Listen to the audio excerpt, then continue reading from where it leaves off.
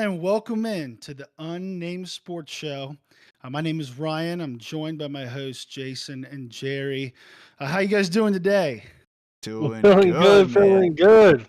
Doing Let's good. go. Happy Thanksgiving, everybody. Happy Happy Yes. Thanksgiving. Thanksgiving. Happy Thanksgiving. Before we get started, don't forget to like, subscribe, follow us on social media at Unnamed Sports S. Our links are there in the bottom right corner. Make sure to leave us a review, comment, all that good stuff. Thank you guys for joining us today. So I think we're going to jump right into the NFL here. Crazy week in football this week. And we'll start off with last Thursday night.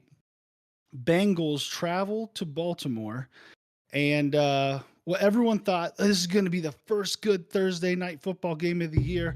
We got two perennial top teams in the AFC, and it ended up being the Injury Bowl. Jason, Yeah. like, what'd you think of like Joe Burrow out for the season, Mark Andrews ending ankle surgery? Like, is there any talk on changing like the format of Thursday night football? What'd you think of the game? Honestly, as most people know by this point, I had a moon bet and that got shot out the window. So I just want to say I'm sorry to those people that put that in there, but you can't guess injuries. But that being said, regarding the football game, I don't think they're going to change it. I mean, I know they were talking about a lot of the flexing for these games, but I don't think they're going to change much of it. I think it's an unfortunate moment at that point. Yeah, it's difficult to always tell, and it seems like lately the Thursday night production has not been very good, and I feel like with the shortened week, basically it's an entire walk through that week. No one's doing any hitting in practice. Nothing is ever at full speed, and then trying to turn around and play at that full speed is just a recipe for disaster. But Ravens take first place not only in the AFC North, but in the entire AFC with the Chiefs' loss. We'll talk a little bit more about that.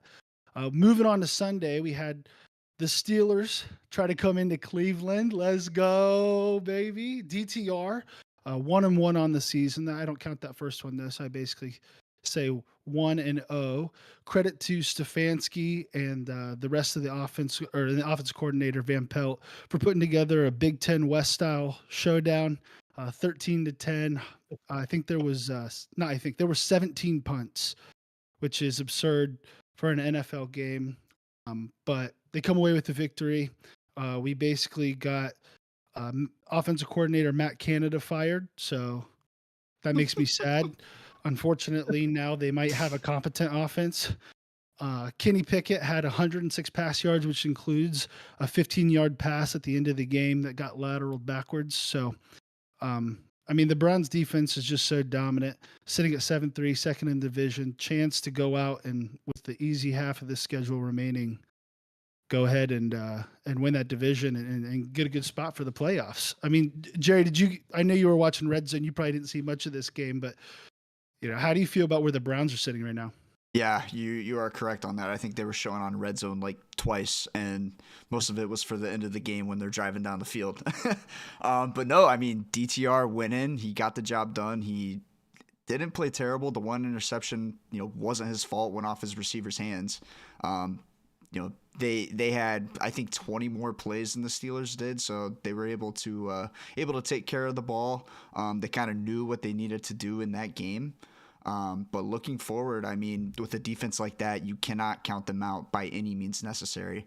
And I know they got a big game this weekend against my boys, so we'll see what happens. Yeah, we'll see. We'll see. Uh, Afterwards, we had the Raiders travel to the Dolphins. Dolphins win that 13-20. They don't look all that impressive. They still haven't beat a good team yet. We'll see where they end up going. Bears travel to Detroit to take on the Lions. And what a game that was, because if you just watched 3.5 quarters of that game, you go, yeah, Bears dominated. Bears destroyed the Lions. But that's why you play 60 minutes of football, right, Jason? Agreed. What you saw from Justin Fields was great in the first 3-4 quarters of the game.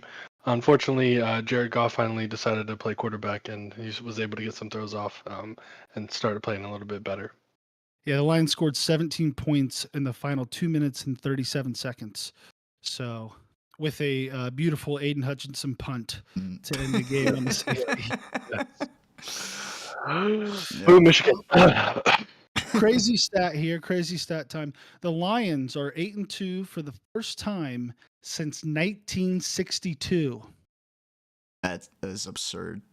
Insane. 61 Absolutely absurd. years. Insane. So are the Yeah. Lions back? Some saying they are. Moving on, Titans travel to Jacksonville. Jacksonville gets a big bounce back win. Jason, how we feeling? Vibes high?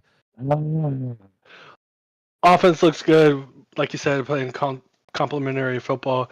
Calvin Ridley's shown that he can be an explosive receiver in this offense, and I think I think our other receivers, our tight ends and receivers, are good safe options to throw the ball to. We just need that little extra boost there, and I think we can get that from Calvin Ridley from here on out. He looks pretty great. Chargers go to Lambeau to take on the Green Bay Packers. Packers win 23-20. Jordan Love had probably his best game, over 300 yards passing.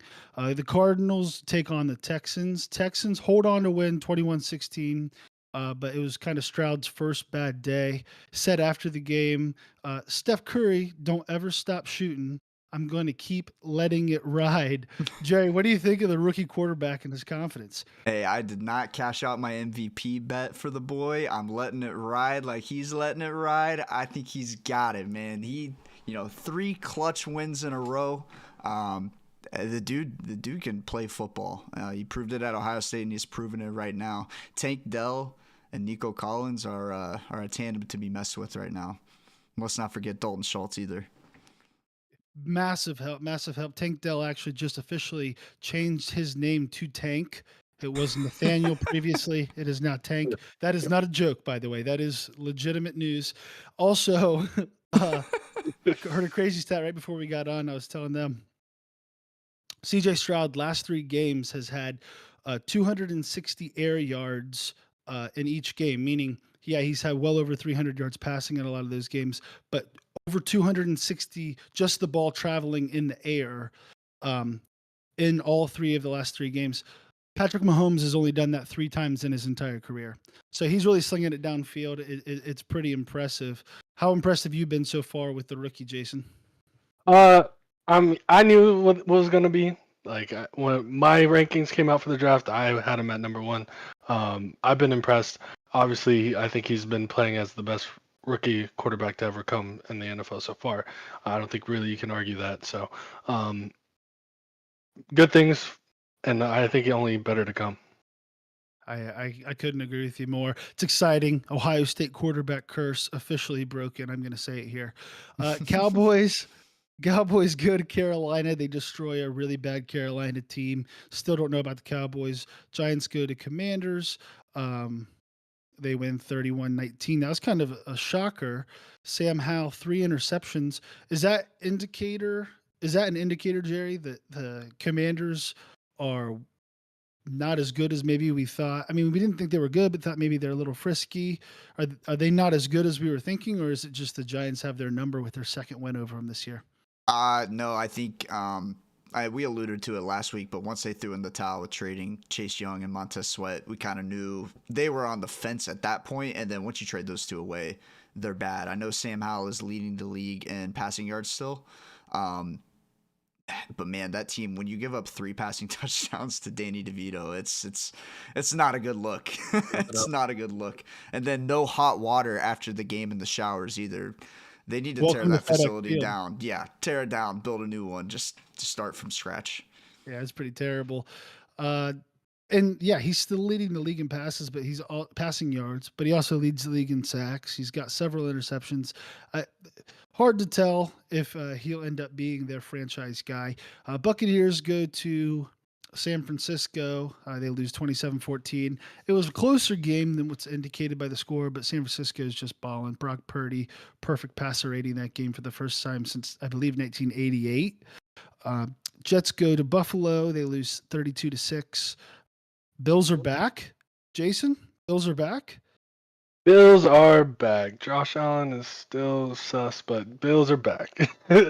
I think the change in the offensive coordinator kind of helped.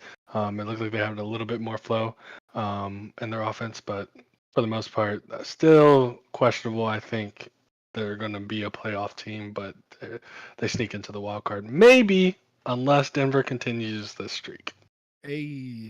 Seahawks go in and end up losing to the Rams 16-17, missed last second field goal.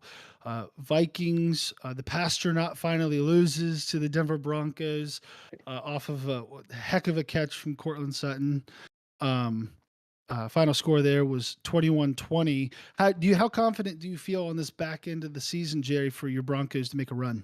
Well, I mean, obviously going into the stretch where we're playing the Chiefs, Bills, and Vikings, I was pretty low, especially because we were 2-5 at the time.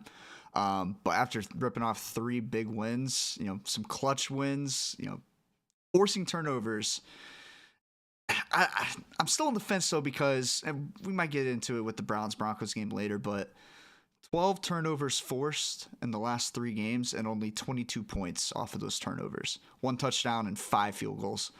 So I'm not 100% confident, but Russ is playing good football and we're making good adjustments, especially at halftime.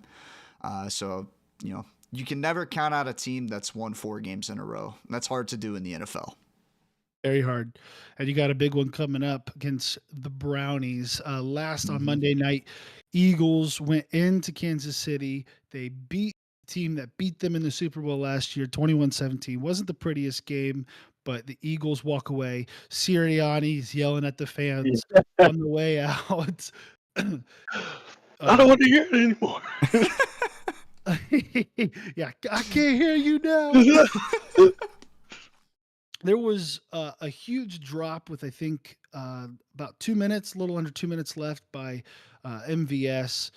Uh, Jason, do you think that the Chiefs? I mean, we're over halfway through the season, and the Chiefs still haven't figured out outside of Travis Kelsey who can catch the football. Are they going to get it figured out before the end of this year? I mean, that are they going to No. waste like this perennial defense that they finally have?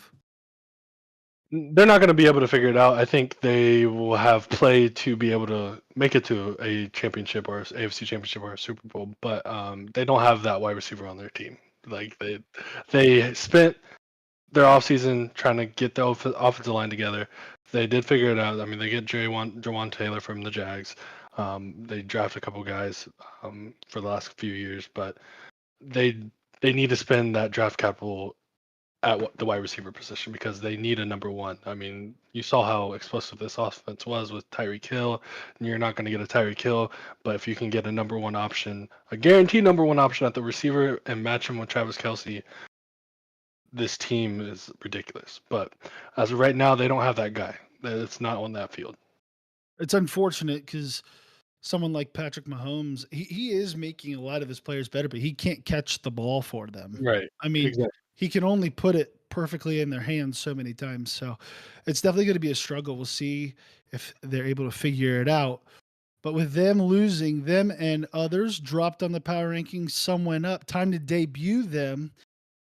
Mind you, our NFL power rankings a little bit different than most other NFL power rankings. All 3 of us create our own power rankings and then we aggregate them, use mean averages, math stuff. If you know what those words mean, you're smarter than Those are me. big words.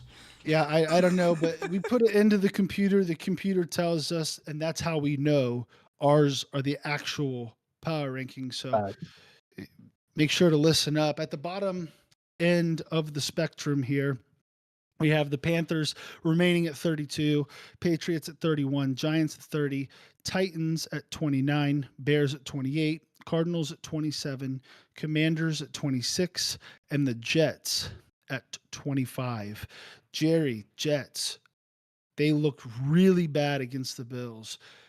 Do you think they're getting to a point where that defense is just not able to hold up anymore? Or do you think their defense is going to find a way to get a couple more wins, keep them right on the edge, and then Aaron Rodgers is going to come out with that brand new speed bridge Achilles and win them some games? No. Let me reverse and ask you a question. How would you feel if you were on that defense, knowing that for, let's say, 80% of the game you're gonna get a stop, right?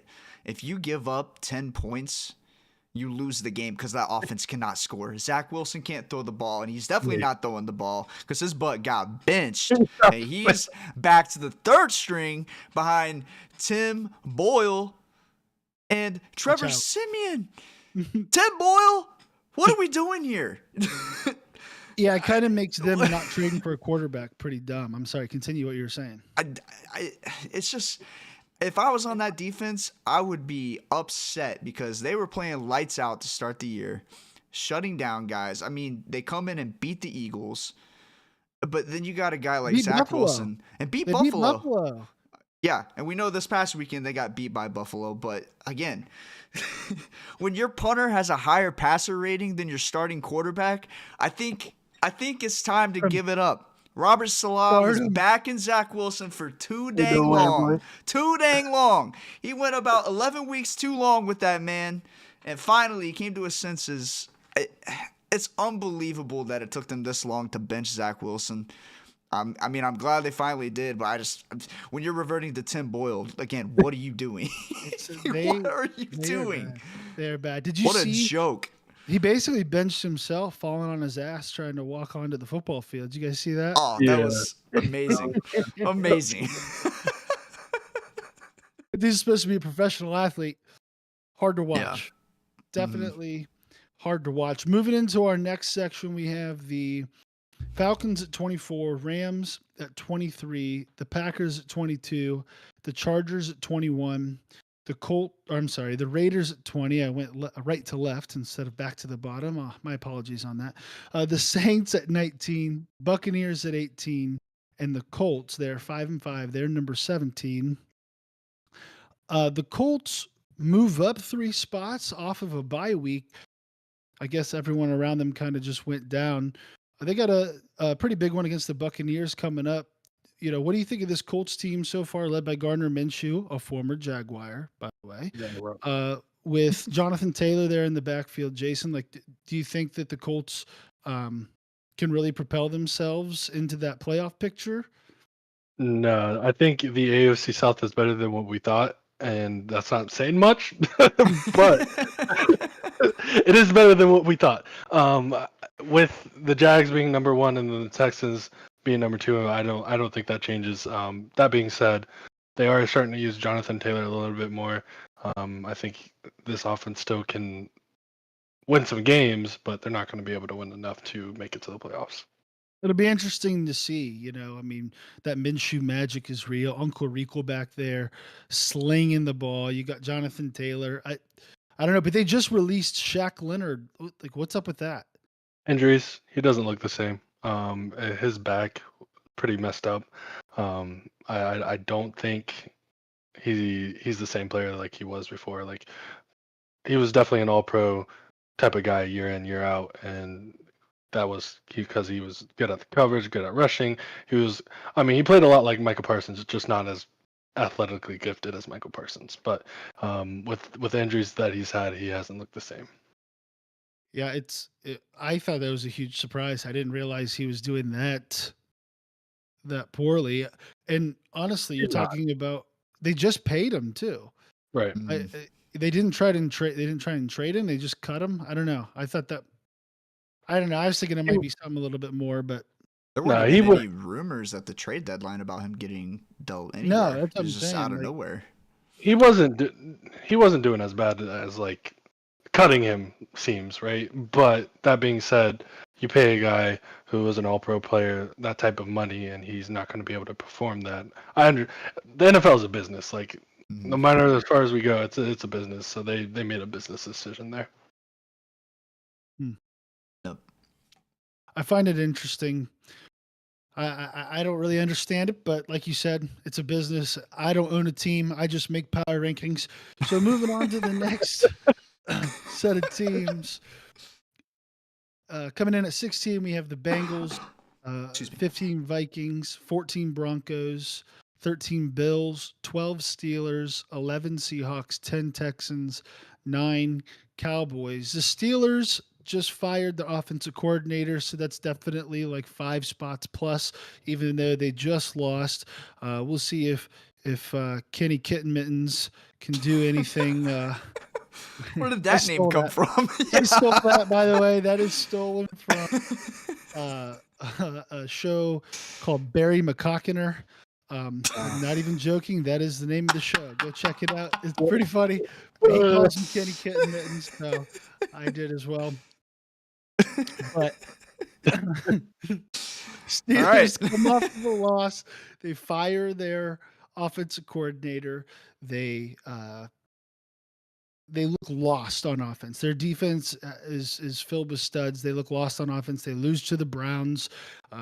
You know, is this something like? Do you think Tomlin's just going to finish right there around that 500 mark still, or do you think they're going to get someone in there, get Jalen Warren, their new running back, the ball a lot more, be able to get the ball to George Pickens, like?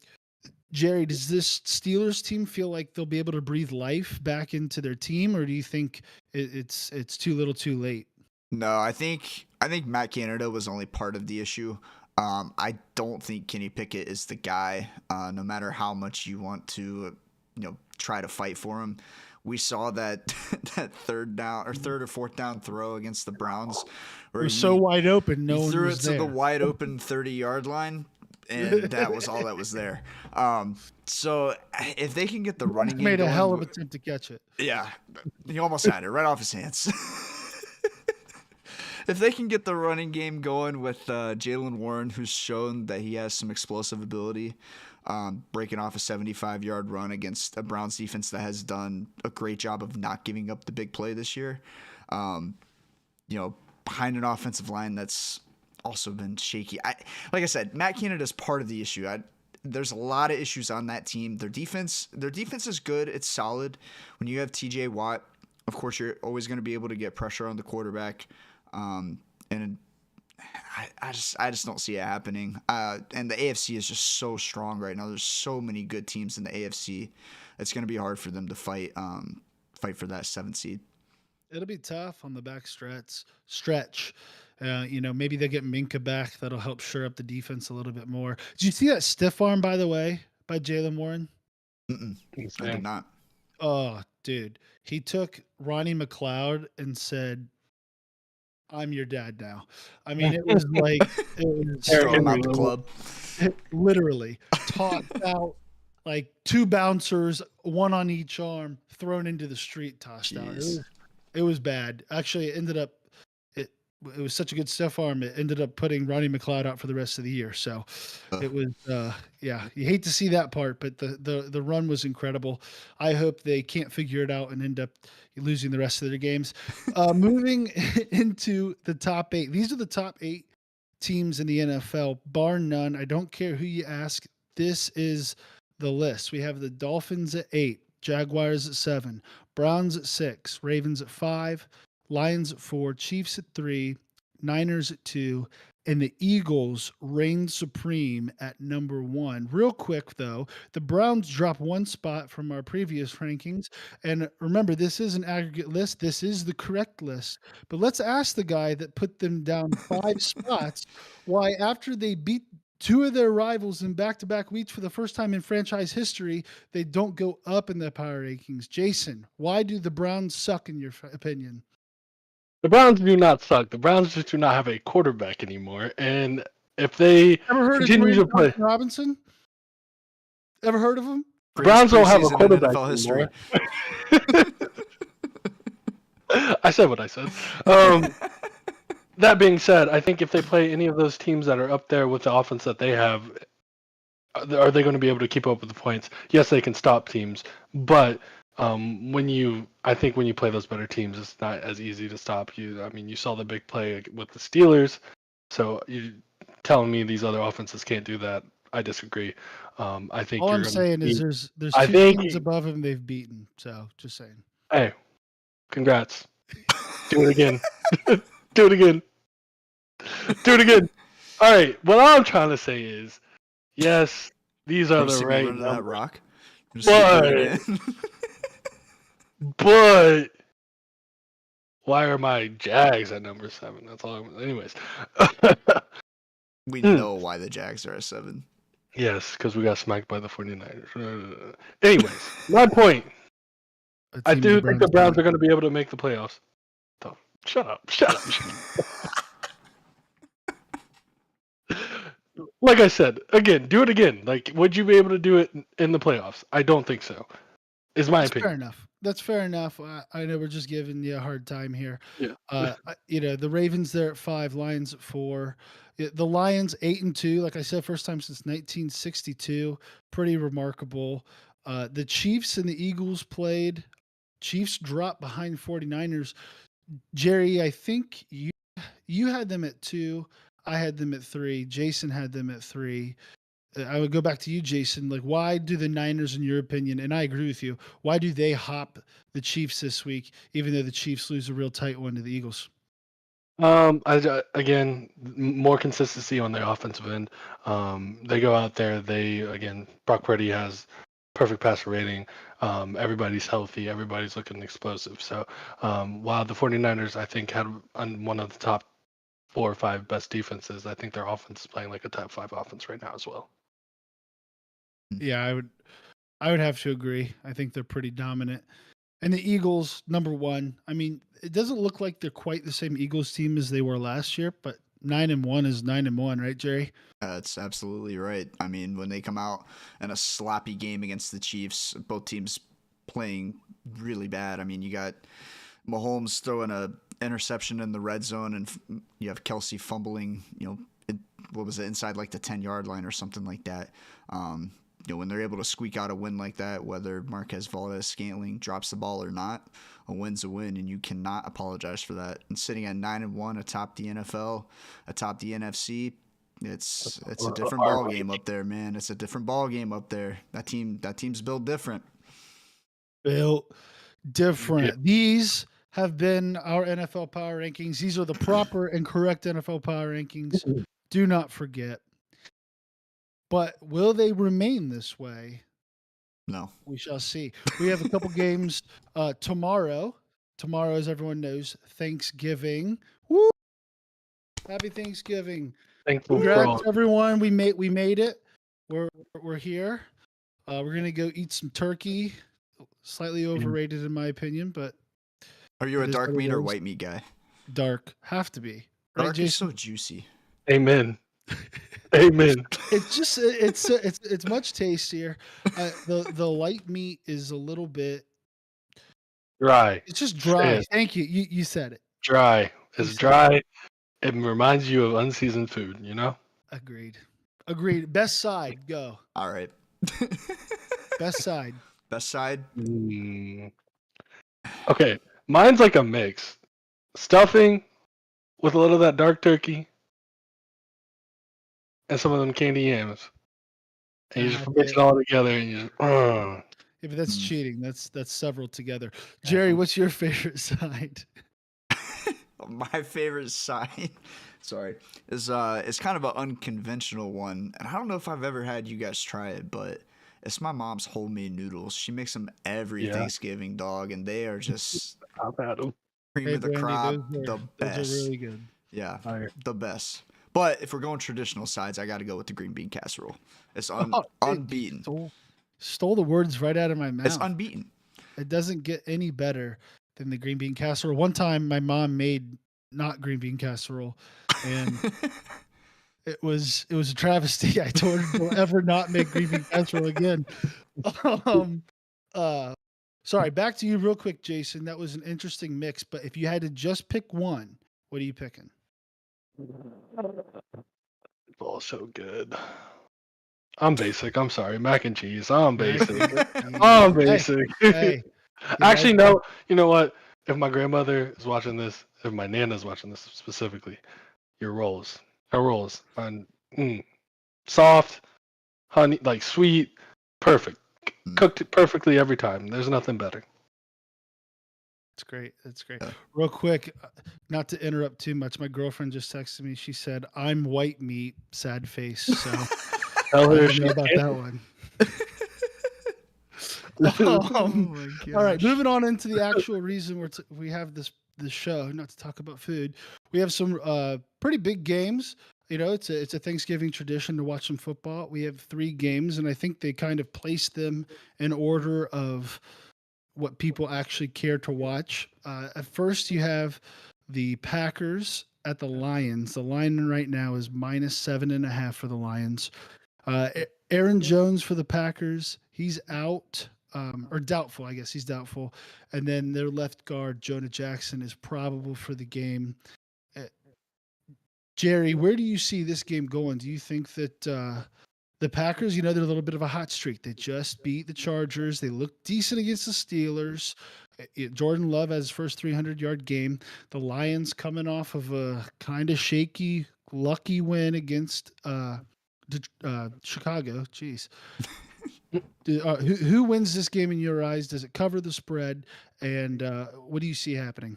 Well, right there, you almost just said that the Lions almost lost to Detroit, which is correct. They basically almost beat themselves in that game.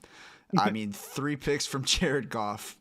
That's not going to happen in this game. The Packers stink.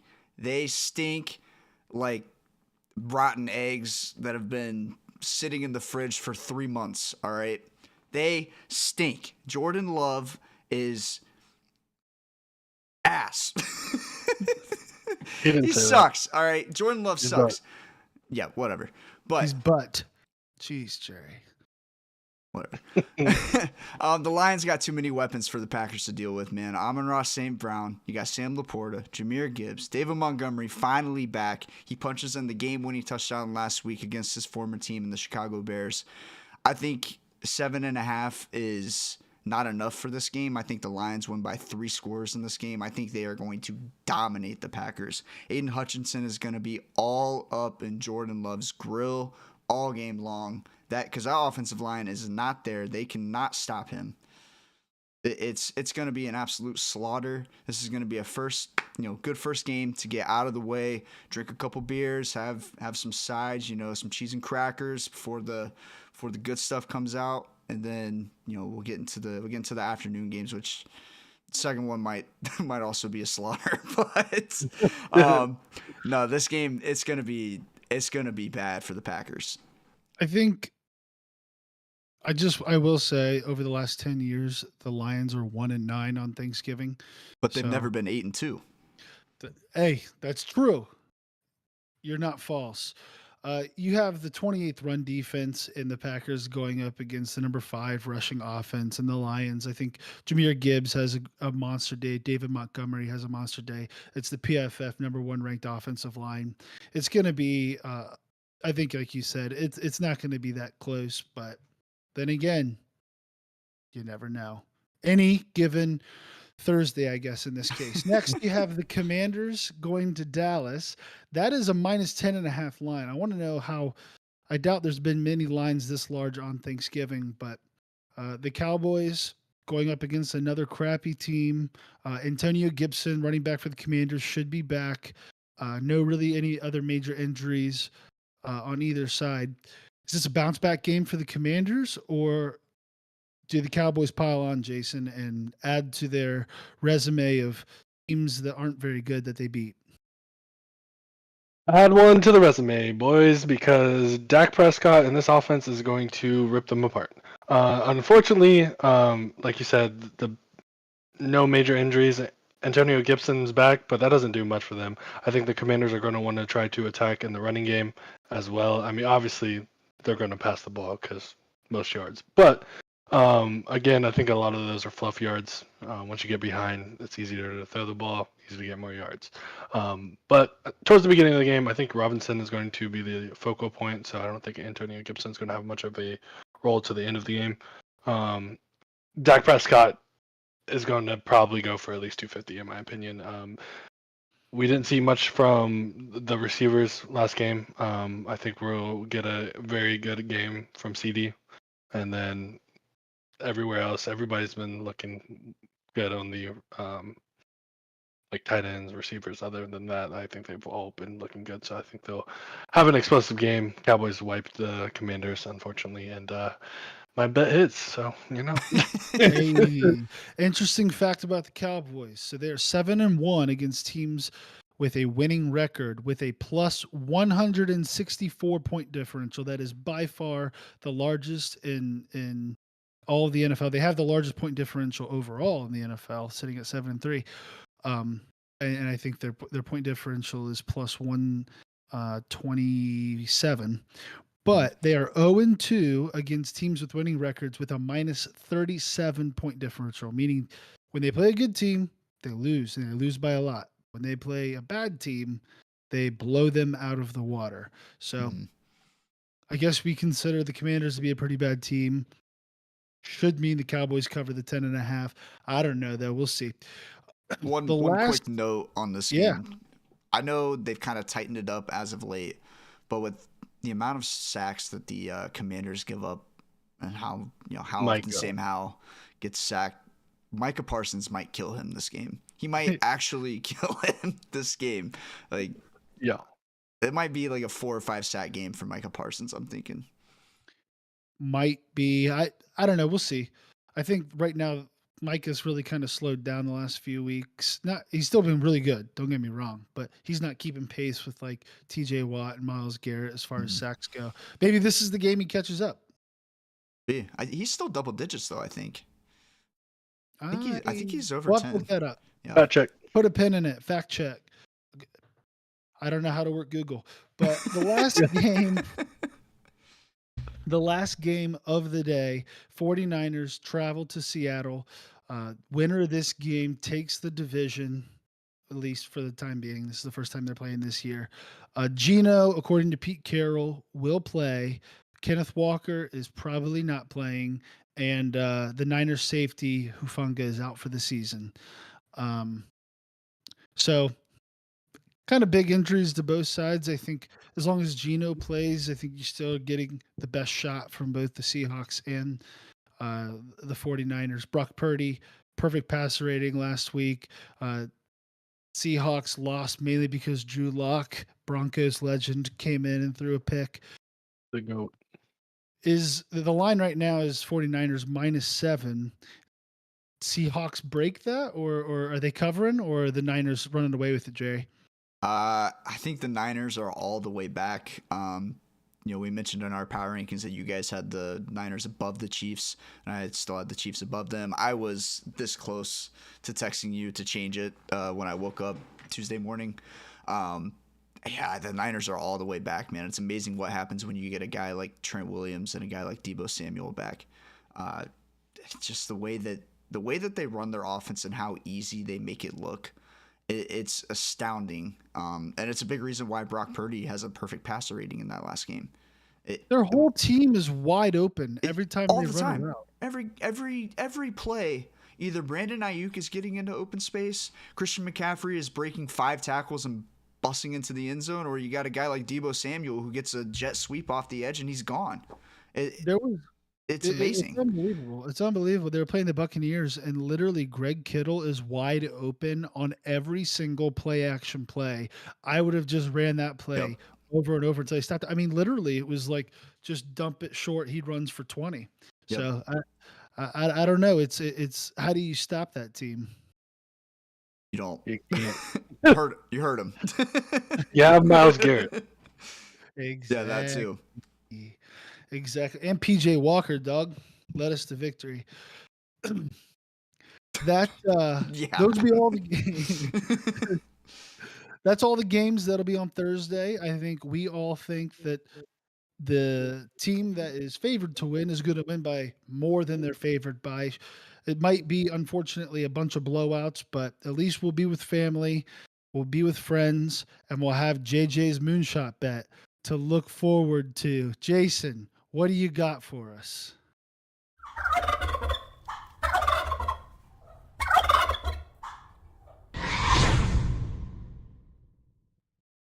It is time. Yes, I know you see that record, and it says 0-2, and it should say 0-3 because we lost Monday too. We're not counting that one. Oh, we don't count that one? Shh, just kidding. We're 0-2. Okay, listen, guys, listen. We haven't had hope. Thursday is the day that we win some money. All right, let me tell you what we got for this one. We have a Moonshot bet that is plus 10,253. Easy money. That's about half as the last time. All right. We have Jared Goff throwing for 200 plus passing yards. We have Jahmyr Gibbs, 25 receiving yards. Sam Laporta, 25 receiving yards. Amon-Ra St. Brown, Sun God, 70 receiving yards plus. Jahmyr Gibbs, 40 yards rushing. I'm going to explain these a little bit. The Lions, like we said, are going to dominate. So I thought, safe bet, Goff always gets over 200 yards throwing, even last game when he threw 3 picks. Jahmyr Gibbs, 25 receivings. You prop bet, cash money, easy. Sam Laporta, 25 yards receiving. I think we missed some of that last week. But this week, Jared Goff is going to have a brain, all right? And he's going to throw to one of the up-and-coming tight ends in this league and get 25 yards easy. First quarter, calling it. Amon-Ra St. Brown, 70 yards. Sleep. Jahmyr Gibbs, 40 yards rushing. Again, like Ryan said, Packers one of the worst running defenses. Easy.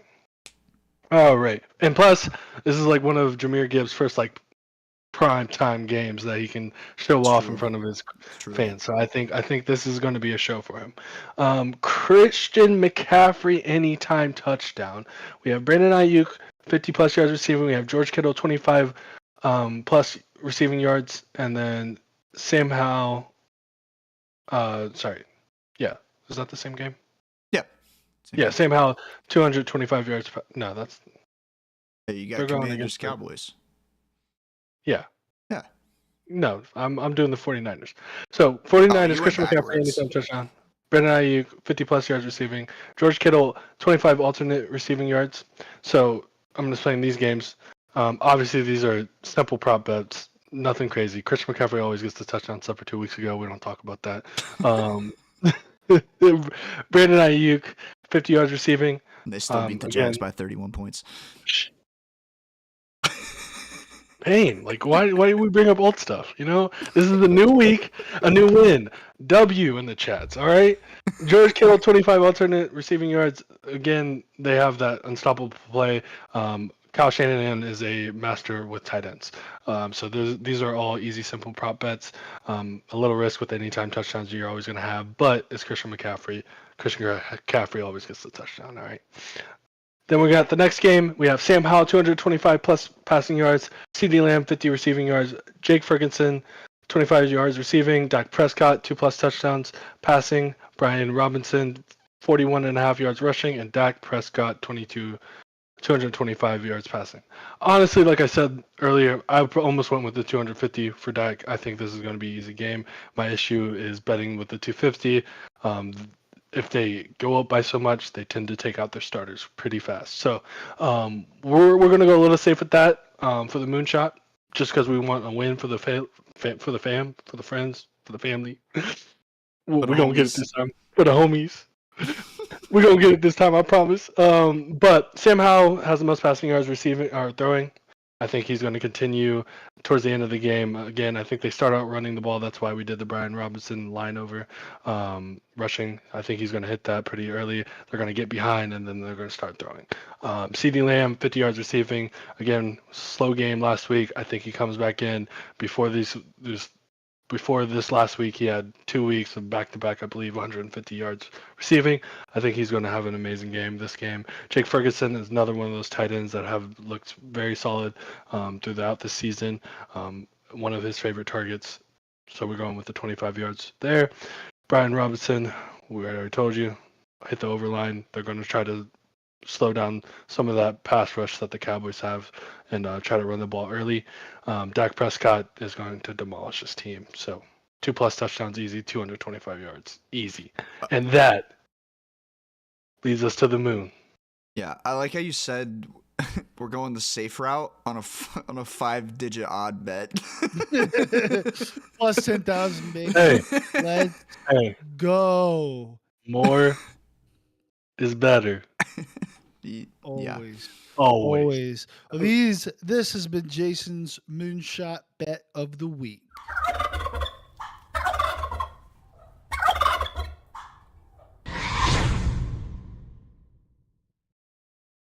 All right, we move on to Sunday's slate. We start off, we got Browns at Broncos. Browns traveling to Denver. They are 2.5-point dogs. This is Jerry and I's team.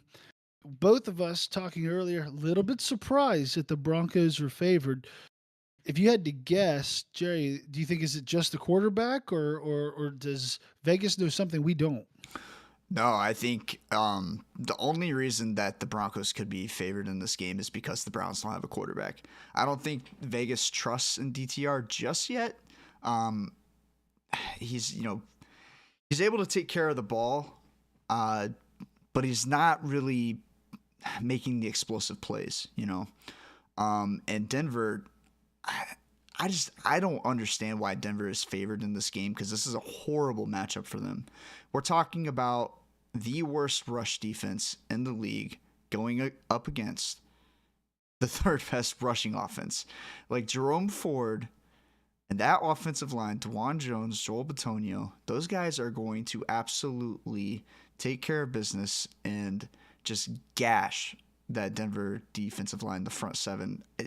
It makes no sense to me why Denver's favored in this game. I know I am a Denver fan. I am going to ride my boys, but I can't. When I saw -2.5, I couldn't believe it.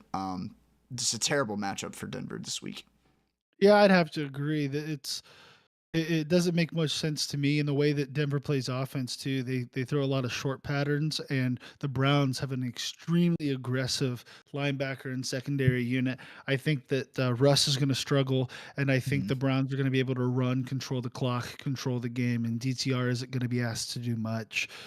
Remember, Kevin Stefanski had Jacoby Brissett as a top 10 quarterback last year.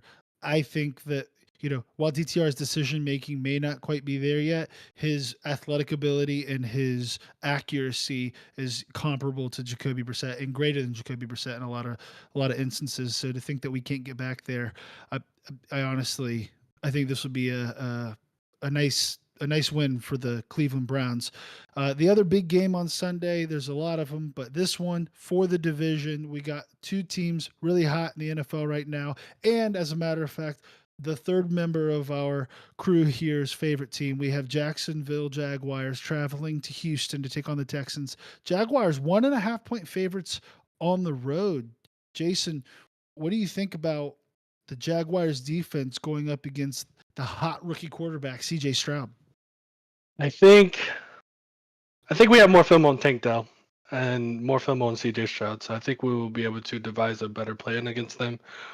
If you guys remember Tank Dell's first game, first really explosive game was against us. He had, I believe it was 7 catches. Let me see. Yeah, it was 5 catches, 145 yards, and his longest was 68 yards. So I think we're going to have a better game plan going in on defense, and then I think our offense is playing a lot better than it was, which it didn't play bad the first game. We just weren't able to get in the end zone as much. Right. It'll be interesting to see. I think that the Texans too are coming along on the defensive side of the ball. D'Amico Ryans has the boys buzzing around. Do you think that Trevor Lawrence? I mean, his progression this year isn't. I don't think he's quite as dominant as he was at the end of last year. I mean, what do you think? I think he's kind of still needs to take that next step. I would disagree. I think Okay. to be honest with you, he's been playing better. Like if you saw. Again, last year his biggest mistake was in the red zone. He would always make the forced throws. Last game, what did he do? Rush for 2 touchdowns. I think he is being a lot better with his decisions. The issue I think that we have this year is our offensive line is worse. We don't have Jawan Taylor, which I wasn't that happy with having Jawan Taylor, but now that he's gone, I can understand why. The Chiefs picked him up. And Cam Robinson, I don't think is playing at the level he was playing at last year, and obviously being out at the beginning of the season. But this is still the 31st worst ranked offensive line. So I think he is carrying this team and hiding a lot of the flaws that you're not seeing, that you should be seeing, like from an immature or a younger quarterback. I think he has taken steps to be more consistent, and I think he's getting the ball to the right people at the right time. So I do like what I'm seeing for Trevor. I think he did take a step. It's just you don't see it as much because it's not on the stat sheet. Jaguars win. Jaguars win. take it to the bank. Should be an exciting week in the NFL. Can't wait to see what happens. We got games Thursday, Friday, Sunday, and Monday. Doesn't get any better than that. That has been our NFL talk today. Thank you guys for following along. We're going to shift gears and head to college football. Massive Saturday coming up. We're going to lead off with our top 10 teams in college football right now. Similar to our power rankings, the three of us all rank what we believe to be the top 10 teams in college football. We take the same algorithm that is magically generated online and it spits us out these top 10. So you know that these are the perennial top 10 teams in college football. Right now, we have Penn State at number 10, Louisville at number 9, Florida State all the way down at number 8, 11 and 0, number 8. Huh? Oh. Huh? Texas at number 7, Alabama at number 6, Oregon at number 5, Washington at number 4, Michigan at number 3, OSU, go Bucks, number 2, and Georgia remains number 1. This week, we all kind of had Ohio. Jerry's had Ohio State at number 1 the entire time, but uh, Jason and I had hopped Michigan. Ohio State hopped Michigan. Jason, what led you to that decision this week? Because obviously we both felt that way, and Ohio State in our rankings now the official number 2 team. I think we're starting to see the kinks in the Michigan offense, and where we can, as a better defense, I think than they have played all year, win the game for us.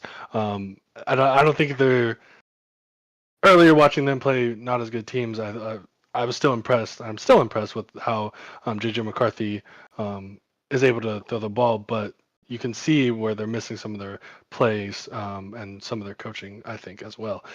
So that being said, I would say coaching kind of does take an important impact into this, and then I think Ohio State has also been more consistent on offense and defense and running the ball. We've hit all three levels and come out early and played through 4 quarters. Gary, what is the lowest ranked team that can make it to the playoffs? Uh Man, it's tough to count out, or it's tough to not count out Florida State. Um, you really hate to see a guy like Jordan Travis go down like that with such a gruesome injury. Obviously, Prayers to him yeah, and a wishing him recovery. nothing but the best, speedy recovery.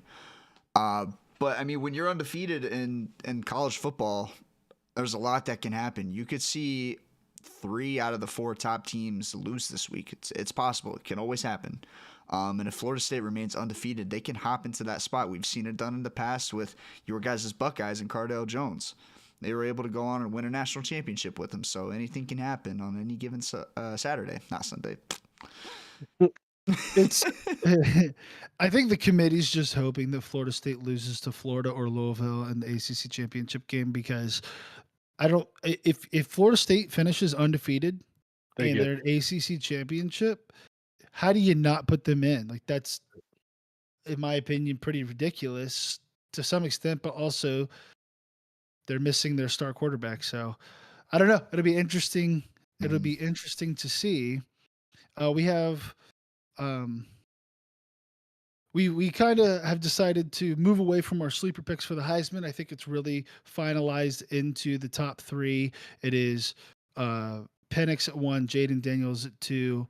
I'm sorry, top 4. Marvin Harrison Jr. at 3 and Bo Nix at number 4. I think all of them have stages and opportunities to go out and win the Heisman. Jaden Daniels being the only one whose team really isn't in the mix. Jason, what do you think of the 4 listed? Who do you think is the most likely to win the Heisman Trophy this year?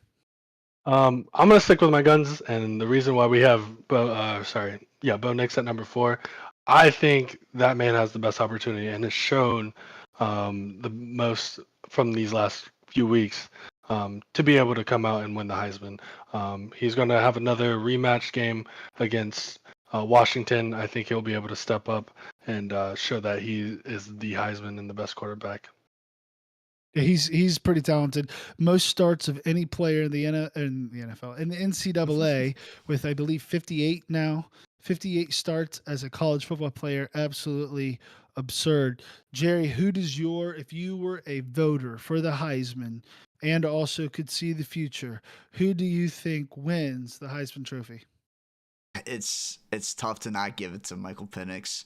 When you're undefeated, leading a team like Washington, especially last week in a bad weather game, which thanks Michael Penix, you lost me about $50. So we might get into that later. But in a bad weather game against Oregon State, he's able to go on in a tough game in a tough environment and shut the critics down and win the game. The guy's playing lights out except for that game, and he's leading the nation in almost every single stat at the quarterback position, I believe. Maybe outside of rushing, which obviously Jaden Daniels is just having one heck of a season. It's too bad that he's on a 3-loss team right now. He But Michael, passed Penix in passing yards. I don't think he has. Yeah, We might have to stat check that. Um, but yeah, Michael Penix again and Washington just playing absolutely lights out right now. Even in a grubby game last week, able to pull out the win to remain undefeated. If they go on to beat Oregon in the Pac-12 championship game and sneak into the college football playoff, then the Heisman is his, no doubt about it. And I I can see have into the future, so I'm giving it to you right Penix is now. winning. Yeah. Penix is winning. All right, everyone, put your money on Penix now. Also, I apologize for interrupting there. I was thinking you're talking about Bo Nix. Yeah, Oh no. Yeah. Michael Penix still is the leader in passing yards. So, Yeah. um, and I think honestly, Penix probably has the best chance. But the best player in college football, which is who the Heisman should go to, and that's Marvin Harrison Jr. He is by and large the most dominant, best, most unguardable player in college football right now, and potentially, I don't know many players that have been more unguardable than he has. So he's amazing to watch. It'll be amazing to see him this weekend, which leads us into rivalry week. We have so many rivalries, but only two we really want to talk about. We have the Iron Bowl. We have Florida State. We have Ole Miss and Mississippi State. And I apologize, Florida State versus Florida. So battle in Florida. Ole Miss versus Mississippi State. Georgia versus Georgia Tech. Washington versus Washington State. Most all of these are going to be massive blowouts. But the first one we're going to talk about is the Civil War. A platypus trophy. Perry the platypus trophy. Perry, Perry the platypus. Trope. Another name for the Oregon State rivalry is the battle for the platypus trophy. Oregon's the Ducks. Oregon State are If you the don't get that Beavers. reference, you are Yeah. too young. Yes, too young to be watching Sorry to this show. you. Are too old. Right now, Oregon State Yeah. ranked at 15. Oregon's ranked 6. Oregon double-digit favorites at home, 13.5 points. Right now, the overall record is 66, 55, and 10 towards Oregon. Oregon State did win last year in a tight one, 38-34 at home. Right now, the Beavers are kind of that middle of the top tier of teams. They're not absolutely outstanding on any particular side of the ball, but they take care of the ball. All three of their losses have come by 3 points or less. DJ Uyunglele, 20 touchdowns, Nice. 6 picks. I know I nailed it. Crushed it. Guys. I Clean. practiced that Clean. name before. I was like, I'm gonna say it, so I got to know it. 20 touchdowns and 6 picks, over 2,400 yards passing. They had Washington on the ropes last week in a good comeback game in the rain. It'll be interesting to see them play this weekend. Jerry, do the Beavs have a chance against the Ducks this week, or is Bo Nix and that relentless offense and very consistent defense going to be too much? No, I don't think the Beavers have a chance this week. I find this line very interesting considering Washington were dogs last week against Oregon State. Granted, it was in Oregon State. Washington was on the road. You got the Beavers on the road this week. But a 2-touchdown swing is what we're talking about here with Oregon. I think Vegas might be leaning a little bit more towards Oregon when it comes to the Pac-12, just based on that line. And I think that's they're making a good point if that's what they're thinking, because Bo Nix, Bo Nix, it was a couple weeks ago, I saw the stat line: 2 for 2, 162 yards and 2 touchdowns. Unreal. And they got a guy like Troy Franklin. I apologize, I'm not as well versed as my co-host Ryan with that quarterback name drop right there. DJ Uyunglele. Quarterback name. Say it again. Say it again. One more DJ time. Uyunglele. There it is. Ooh. But no, a guy like Troy Franklin with Bo Nix throwing to him, that dude is fast. He'd probably be on the Dolphins at some point in his NFL career. Oh God, please. No. The last thing I want. Actually, second to last thing, Marvin Harrison, and then him. yeah, there you go. No, I think Oregon airs it out this week. I think they're sitting the starters come middle of the third quarter. I think that's how much they're gonna blow out Oregon State this week, and then they're gonna prep for that Pac-12 championship game against Washington here in a week and a half or so. The Ducks will take home the Perry the Platypus Trophy this year, I think. Perry the Platypus. That leads us into the game. Ohio State travels to Michigan. Yeah, exactly. Michigan, 3.5-point favorites at home. The 119th meeting of Ohio State and Michigan. Michigan leads right now 60-51 to 6 being the amount of ties. This right here is going to be a defensive battle. The two top defenses in the NCAA going head to head. Michigan right now, 2-game win streak, have beaten Ohio State last year in Columbus and the year before that in Ann Arbor. The Buckeyes, they seem to be getting hot at the right time. Michigan, a little bit of a decline. They got a lot of drama going on with Harbaugh. Is this Ohio State's year, Jason? I think you and I both agreed throughout the entire season with Michigan so dominant. They're probably the best team in college football. Last couple weeks, not so dominant. Is Ohio State gonna? Is Ohio State another gonna? one? It always comes back around. Is this Ohio State's year? I think this is Ohio State's year. Again, I think the biggest things that we were lacking previously in previous years was defense, and that's because of just knowing the defense that Knowles wanted to play. I think we were out of position on a lot of plays. If you remember the counter play that Corum broke off for 60 plus yards last year. Yeah, I remember. Yeah, pain. Defense was out of play, out of position. A lot of blitzes were called, and there were players that couldn't handle single coverage. I think we have better corners, better DBs, better safeties. Lathan Rayson being out hurts, but we do have Sonny Styles, and he's been looking like a monster. So I do hope to see better defensive play from us this year, and I do think that there is a kink in the Michigan offense, and I think we can find that and attack it pretty well. Travion Henderson averaging 6.75 yards per carry since he's come back. Eichenberg questionable but should play. So those are two key players whose names aren't Marvin Harrison Jr. that I think can make a massive impact in this game. Michigan right now, number 1 scoring defense, number 1 total defense, number 2 pass defense, but they are without Jim Harbaugh. I do think Jim Harbaugh. Which one's? I don't know. Jimbo Harbaugh. Without him, I do think that makes a difference. I think, unfortunately, it's a lose-lose for Ryan Day.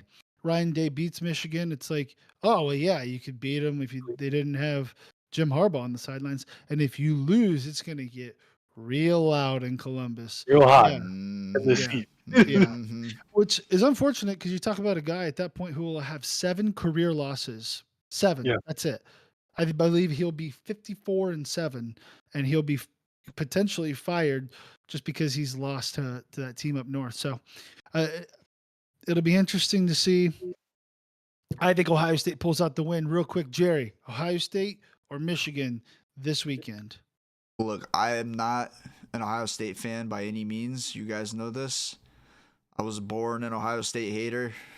I will always be an Ohio State hater, except when the clock strikes noon on Saturday. I'm rolling with the Bucks. I think Marvin Harrison has his biggest game as a Buckeye this weekend. I think it is his time to shine. Kyle McCord has matured so much this year. I mean, when you looked at him in their first game to looking at him now this season, it's a night and day difference. Marvin Harrison is gonna tear it up. Kyle McCord is gonna get him the ball. And shout out to my boy Cade Stover and Ryan Day. Last weekend I had Cade Stover over 3.5 receptions, and Ryan Day took out the starters halfway through the third quarter. Okay, halfway through the third quarter. Cade Stover had three receptions. They put in a triple tight end package on the goal line and play action, throw it to my boy Cade Stover. At the end of the third quarter, give me my 4th catch I needed, baby. That's why I'm rolling with the Bucks this weekend. That simple fact right there, even though I lost the whole parlay, but hey, it don't matter. Team of destiny. Team of destiny. If y'all would have heard his scream for not even having win the total parlay, the swing and the amount of depression to the amount of joy that I had was off the rails. It was off the rails. Okay. Oh my god! It's great when your dopamine is tied in with whether or not you win or lose a parlay. I think that means you're living. That's called life, man. Yeah, that's called life. Living on the edge. Our addiction. What? It should be a great call game. 1-800-GAMBLER. Yeah, exactly. It should be a great weekend of college football. It should be a great weekend of football in general. I can't wait for it. That wraps it up as far as college football goes. Moving on to a sport we didn't get to talk to last week in our first ever episode, but we're going to talk about it now. To the National Basketball Association. Playing basketball all around the world. We love that basket. To the beach, all around the world. The in-season tournament is well underway. So far, so for those that don't know what that is, this is the first year the NBA is doing what's called an in-season tournament. Every team in each side, the East and West, has been split into 3 different groups.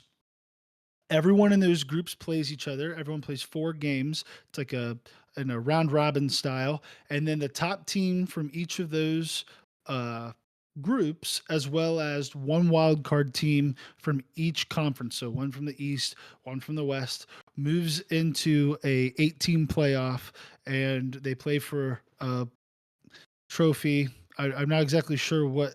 Is there any other implications other than you just get a trophy? I think every player gets $500,000, and the coaches as well. So nice. That's pretty cool. I think that's it though. Okay, it still gives a little bit more levity to the beginning part of the season, something to kind of get the viewers interested. Those courts that they're playing on look disgusting, but at least it gives us something to talk about. The current, I'm not sure. The current leader, or are we doing? My goodness, I lost my spot here. Sorry, going to recap last night's game. There was 5 games last night. All of them went well. I apologize for that, folks. The Jazz went to I think it's the stamina. At the end of my show last time, I started having I couldn't focus and we gotta get you like going from DJ Ugavulele, whatever the hell his name is, to that, man. That's tough. Hey, that's tough. You get the best of both worlds on this show. Yeah. Sorry, guys. That was embarrassing. Hardcore cringe for everyone watching. So the Jazz played the Lakers. Lakers ended up winning 131-99. The Blazers go to Phoenix, aren't able to keep up with them, 120-107. The Pacers beat the Hawks on the road in the largest over-under since 1991. They win 157-152. The Cavs are able to pull out an OT victory against the 76ers, 122-119. And the Raptors end up losing to the Magic on the road, 126-107. So how is LeBron, jumping back up to the Lakers-Jazz game, LeBron is still putting up incredible numbers. Right now they're 4-0 in the in their round robin tournament for this mid-season tournament. How is he still able to keep doing this, Jerry? It's the dude does a great job of taking care of his body, first of all. But it's not only him now. He's got a guy like Anthony Davis who can kind of dominate the floor when he wants to. He does have his stretches where he doesn't, and Day he's to got day Davis. got the nickname Anthony Day to Day Davis because the dude always gets hurt. He'll find a way, I promise. But he's got a good supporting cast around him. D'Angelo Russell is having a really really good season right now, really distributing the ball very well. But LeBron's doing what he does best. He drives to the bucket. If he's inside of 3 feet, it's an automatic layup. It's going in, no questions asked. He's doing a great job of kicking it out when he needs to and finding the open guy. And every time he draws or every time he drives to the bucket, he's drawing at least a double team because that's the only way you can stop him. At this age, I don't know how he's doing it. You can't I'm, keep getting away with you this. can't. I'm pretty sure when I'm that age, I might be dead. So it's unfathomable. There's a reason why he's considered the top two, one of the top two greatest players of all time. We can have that discussion at a later date. But at this age, it's crazy, and the way they're going, I wouldn't be surprised to see them playing for another championship this year. It'll be interesting to see how long he can keep it up. The Pacers were able to win a tight one and a very high scoring 157 to 152. That's not in overtime. That is in 100% regulation minutes of an NBA basketball game. Absolutely insane. Jason, is Halliburton a top five guard in this league? Absolutely. 37, I believe it was, and 16. Yeah. 37 and 16. Come on now. Like, his playmaking is his best feature, but he's still able to go out there and drop 37. So, like, I think he has one of the better sizes for a point guard as well. There's no flaw in his game. So, I believe, yes, he is a top five guard in the league right now. I'm not going to give you my list because I will get some hate for all of it. But, yes, he is top five for me. He's been pretty unbelievable so far. And then the Cavs able to beat the 76ers overtime game, very tight one, 122, 119. They haven't had Donovan Mitchell for a couple games now, is that right? I think Mhm. 3 games he's Three. been Three out. He's got a games. hamstring injury. Yeah. Yeah, so they're able to pull out the win. Evan Mobley has looked amazing the last 5 games. They're 4-1 in his last five, averaging a double double in those games. Jerry, do you think the Cavs are able to kind of make a run in this in-season playoff, or do you think they still need to get a little bit more, a couple more games under their belt, a little bit more fluidity with the with Donovan Mitchell coming in and getting back in the lineup? No, I think when you can have back-to-back games against the Nuggets and the Sixers without your top player and beat them, that speaks volumes. They were able to get Jokic into foul trouble against the Nuggets a couple of nights ago. This didn't count towards the in-season tournament. It wasn't in group play, but the Nuggets are defending champions. A very tough team to play against. Like I said, they got Jokic into foul trouble. That gave Mobley and Allen the opportunity to absolutely dominate the floor, which they did. I think they won that game by 20-something points. Like, it wasn't even close. And then this game against the Sixers, they were up by, I think, 18 at one point. They kind of let the Sixers get back into the game. Tyrese Maxey was really having a nice game, as well as Joel Embiid. And they got Embiid to foul out in overtime, again giving Mobley and Allen the opportunity to win me and Jason some money last night. So it was really nice. But yeah, they absolutely have a shot to make a run and win this inaugural in-season tournament. They're right on that bubble. Not quite in the leader spot, but if we show the graphic here, right now in that Eastern Conference, you have the Pacers, who I believe have already clinched a spot. Is that correct? That is correct. They have won Yeah. their group.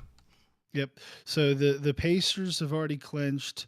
And then you have the Bucks and the Celtics right now that are looking like they're going to make it.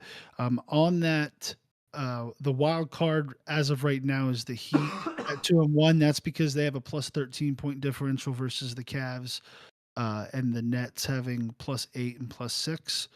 Is So that what the tiebreaker is? Point differential? yeah, point Okay, I didn't differential. know that.